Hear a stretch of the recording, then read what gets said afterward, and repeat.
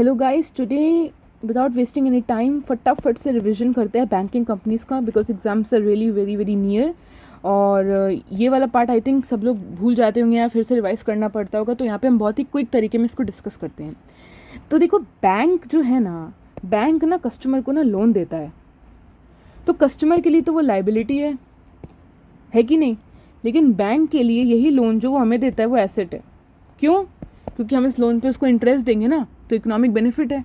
और जिस चीज़ में आपका इकोनॉमिक बेनिफिट जुड़ा हुआ है, अकाउंट्स की भाषा में आप उसे एसेट कहते हैं। ठीक है, तो जनरली जल्दी से डिस्कस करते हैं।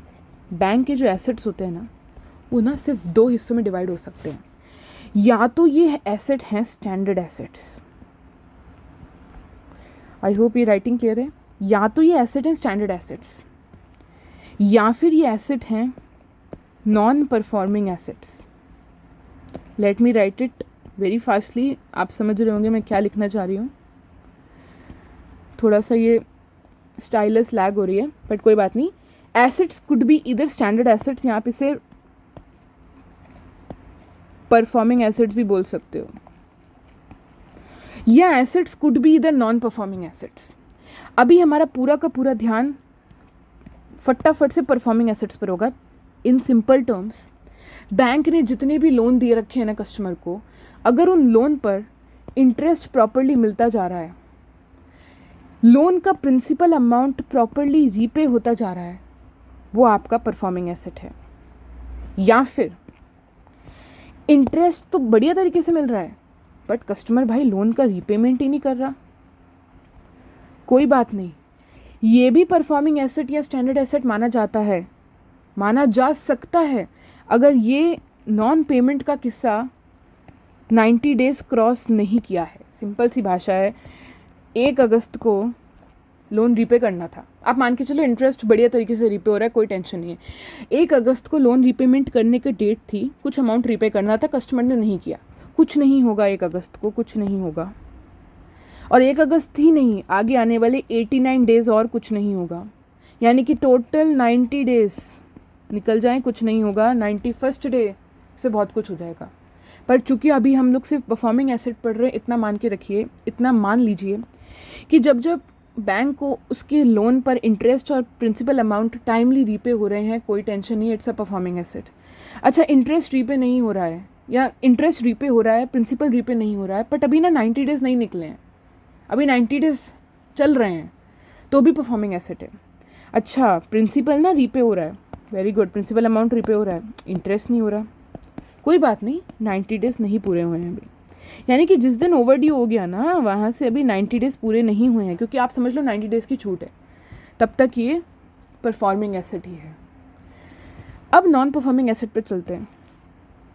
जैसे वो 90 डेज पूरे हो गए, जैसे ही वो 90 डेज पूरे हो गए, 91st डे को ही वो बेचारा लोन अब नॉन परफॉर्मिंग की दुनिया में कदम रख लेता है, और पहले 12 महीने वो सब स्टैंडर्ड कहलाता है। यानी कि मान के चलो, कोई भी रैंडम डेट लेते हैं, मैं गिन नहीं रही इतनी, 2 दिसंबर को ना वो 91st डे था, यानी कि आप मान के चलो 1 दिसंबर तक 90 डेज पूरे हो गए थे, 2 दिसंबर को 91st डे था, वो पूरा बेचारा जो लोन था ना, जो एसेट था बैंक का, वो इस एनपीए की दुनिया में कदम रख दिया।